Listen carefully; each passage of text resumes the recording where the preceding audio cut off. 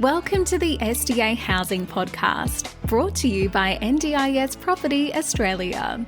Before starting this episode, we need to provide a general disclaimer. Information contained in this podcast is general in nature only. It does not take into account the objectives, financial situation, or needs of any particular person. You need to consider your financial situation and needs before making any decisions based on the information in this podcast. And you should consider seeking independent and professional advice for your personal circumstances. All right, let's begin. Hello, this is the SDA Podcast, a show that explains, highlights, and guides and brings awareness to all things specialist disability accommodation in this ever-changing NDIS world. I am your host, Brendon, and today we have some special guests. We have 3 independent support workers who are going to share a little bit about their experience with independent support work and working within the NDIS. Today we have Liam. Say hi, Liz. Hey everyone, how you going? We have Levi. Nice to see you. And we have Darcy. So, guys, well, this is something very special to get 3 support workers on this podcast. A lot of topics I want to talk to you about today, and I guess we'll get a bit of background from each of you. So, Liam, can you give me a bit of your background, please? So I started support work in 2019 while I was studying teaching, and I got into the work because I thought it was quite rewarding. I consider myself a bit of an altruist, so I get a lot of joy for helping others, and that's why I got in the teaching career in the start. And one of my friends was doing support work at the time. He told me about it, and I thought it was a absolute prime opportunity to, work on my teaching skills, and then also try to create a small little difference. And I've been doing support work ever since, from 2019. I think why I wanted to become a teacher is because you hone your you take a class of 30 kids and you try to create those light bulb moments where you create a difference in maybe even one of those students' lives. But in support work, it's very rewarding because you hone your attention on one individual at a time. And now I'm working as a teacher, and I'm also doing support work. Wow. Brendon. Wow, so you're actually doing 2 jobs at the moment. That's pretty unheard of in the NDIS sector, especially a teacher as well. Wow, Darcy, that is absolutely amazing. We do see a lot of, student nurses and paramedics industry, and I think it comes from the healthcare side of things. Like, disability and healthcare are very much aligned. So thank you for that. And of course, Levi, can you give us a bit of your background information? Yep. So I've always been someone who wants to care for people. My life goal was to always be a police officer. So ever since I was young, I've just wanted to help people. And I thought a good pathway into getting to that would be disability support, which I heard from a friend. I wanted something that's flexible, as in 2018, when I started doing support work, I found out I was having a baby, and I needed something that was going to be flexible for me to be able to work lots of hours that paid well, but also gave me the flexibility to be at home. Doing support work, I've really loved over the last 5 years. Lots of flexibility, good pay for the amount of hours that we work, and really fulfilling, and doing something that I feel like I can make a difference in someone's life. So were you working with a provider before becoming independent? Yeah, so I started off working for a company and decided to make the move over to independent support work, as I felt that it gave me more flexibility, gave me the ability to work less hours but at a higher wage, and it also helped clients as well. So I brought a client along with me into independent from working for a company. It allowed them to be able to use their funding more wisely as well, because they got to pay me less than what they would pay for a provider. And then I got more money at the end of it as well. So it was something that was really a win-win situation, and something that I recommend for a lot of other participants. Wow, thank you, Levi. That's really encouraging. I guess the space in general, we're seeing a lot of NDIS participants go down the path of independent support workers, and there are various reasons. What I'm going to know from you guys is what we deal with. We deal with participants in the SDA space, the home and living area of the NDIS, and a lot of participants who are independent really struggle because when they're moving into an SDA environment, especially in like an apartment complex or a group home complex, there is the on-site self provider, and a lot of the times the self provider really struggles with accepting participants who have independent support workers. Can you guys give me some knowledge or experience around what it's like working alongside a self provider versus an independent support worker, and what some of those challenges are? Levi. I find that, in my experience, we've worked alongside self providers before, and it can be quite challenging to work alongside in terms of they have quite a lot of rules and regulations, whereas as an independent support worker, there isn't really per se rules. It's more just what the client wants. So I find that working alongside them means that you're having to always compromise sort of the client's wants and needs to be able to suit the self provider's expectations. And sometimes that can be a bit challenging, as well as experiencing things like that as well, that sometimes a self provider might have people with different loads of experience. So they could be fresh off the bat, and that can be challenging to work alongside if you're an independent support worker that's never worked alongside a SIL, trying to manage the differences between the two. I guess the other challenge too is if a SIL provider who is in a new type model of SDA funding that they've never provided for in the past, they're also learning they're learning a whole new set of challenges too, and that could be pretty vigorous on them. Liam, can you say your? Oh yeah, thank you, Brendon. Rather than repeating what some of the boys have said, I'd like to touch on some key moments and highlights of being an independent support worker rather than working as a SIL provider for a SIL provider. The boys said we were a lot more flexible, and I couldn't agree more with that. I've taken a client and he's been along the beach, something that would be very, very hard to get approved up because, there wasn't any mats down, and it would have been a whole lot of paperwork if you're working for a company. We were able to be flexible and get a few strong boys in and make it happen and have a plan of attack to make sure that it's safe and that the safety isn't compromised of the client. Another thing I like to highlight is when I worked for a SIL provider, it was really hard to take clients in my car without strenuous paperwork.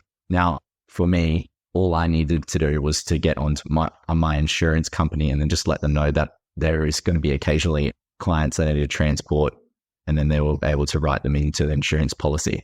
Rather than when I went work for a SIL provider, there was so much paperwork involved as they were very worried about their own back and maybe getting in trouble, and they were just trying to cross every T and I, and they weren't really concerned too much about the client's choice and control. That's personally how I felt, and they were more really concerned about their safety protocols. So I feel like for me, transporting clients in my car has been so much easier process now, and I've been able to do a lot more, being able to take clients out and really develop their skills out in the community.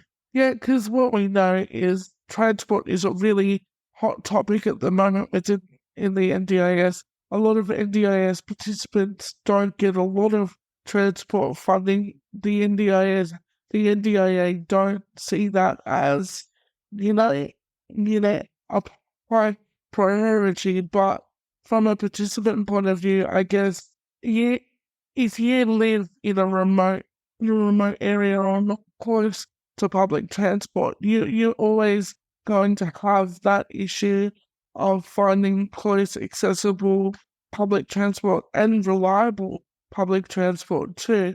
Looking back on your time as an independent support worker, now we see participants who are applying for SCA and home and living, and a lot of those participants have had to go down the path of appealing the process and be going to the AAT. What has been your experiences with participants who have appealed home and living decisions? And sometimes those appeals can be quite lengthy and quite challenging for everyone involved, not just the participant. So I want to get your thoughts as a support worker, what it's like for you guys. Well, thank you, Brendon. I'd love to touch on the fact that I'm in quite a numerous amount of Facebook groups, and I've seen a lot of different posts about people being impacted by the AAT process and the appeals process in general. Well as having seen firsthand the detrimental repercussions that it has to clients appealing decisions and quote unquote trying to receive the adequate amount of funding.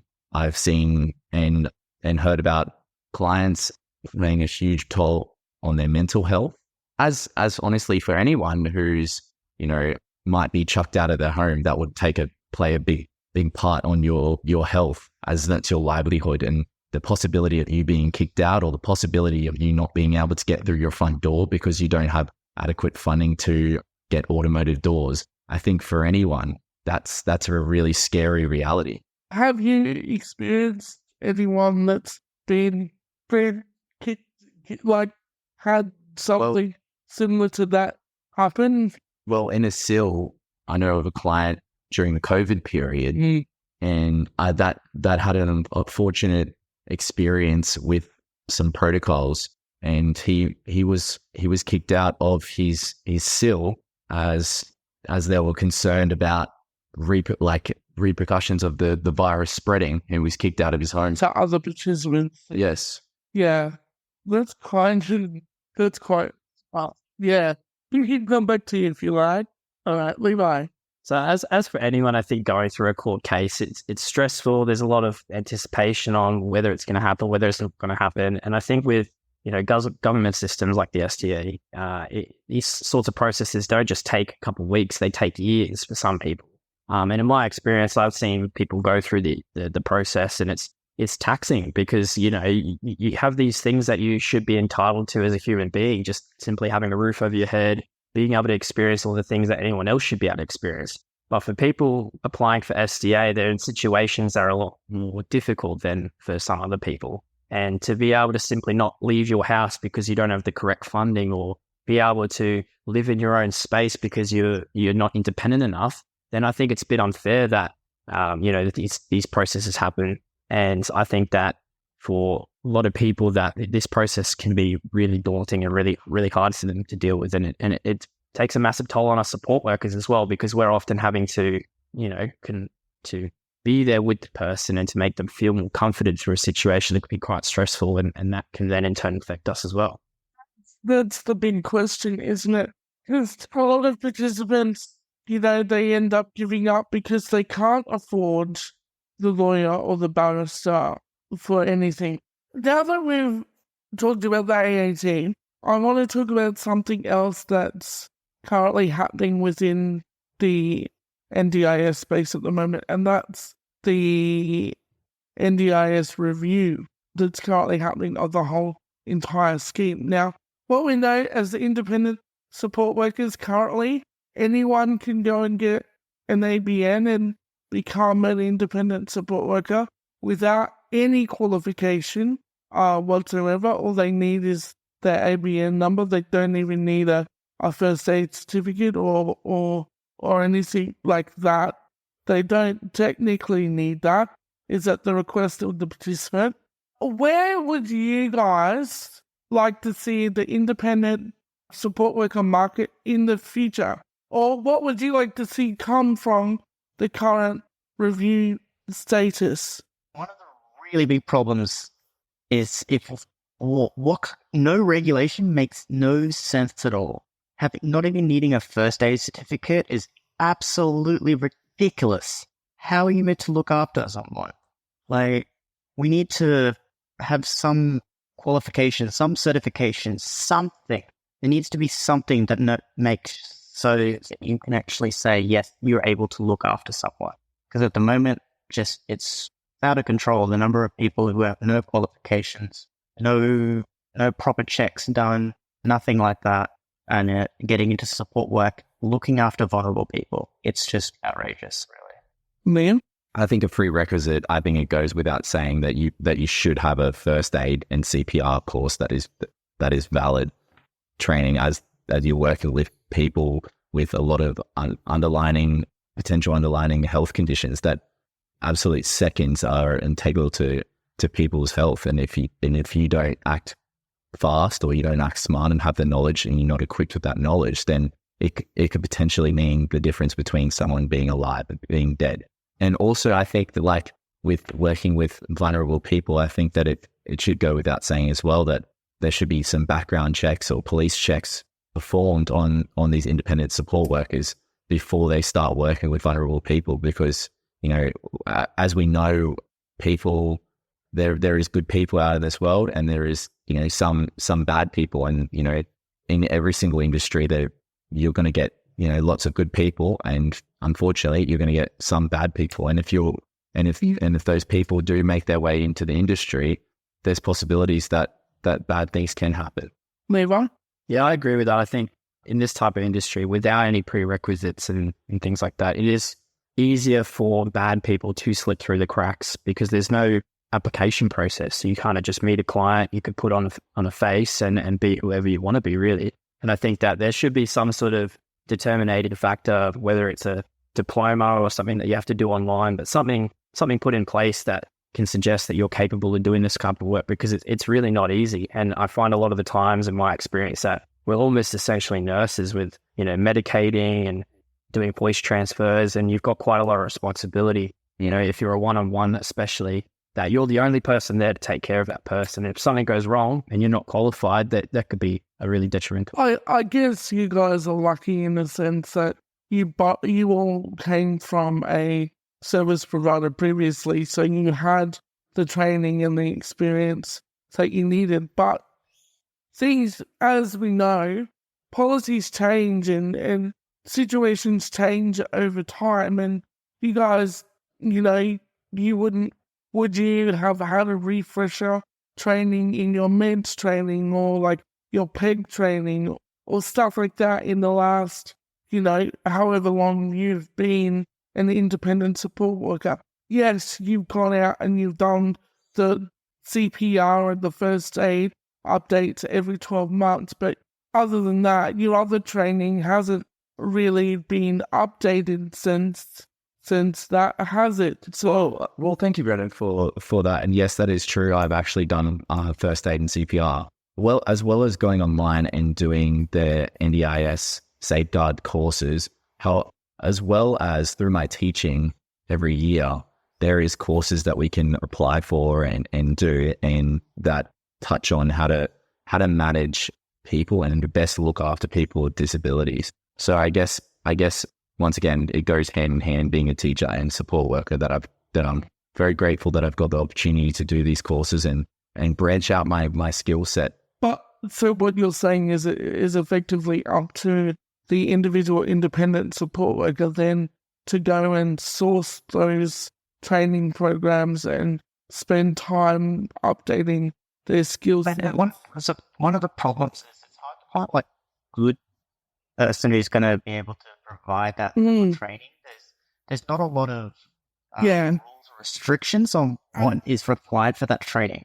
And you're probably seeing that support workers, like in the Facebook group pages, like they recommend places, but a lot of independent support workers aren't really knowledgeable about this space. And that comes down to, I guess, a lack of companies training independent support workers. There's no real outlet there for those sorts of things to happen. I guess another thing that we're seeing too is the NDIA have introduced the National Disability Insurance Screening Card, and a lot of independent support workers are having to wait 12 months for their cards to be approved. I honestly think that that's shocking in itself, and the organisation, which is the Safeguards Commission, that's in charge of, dealing with that.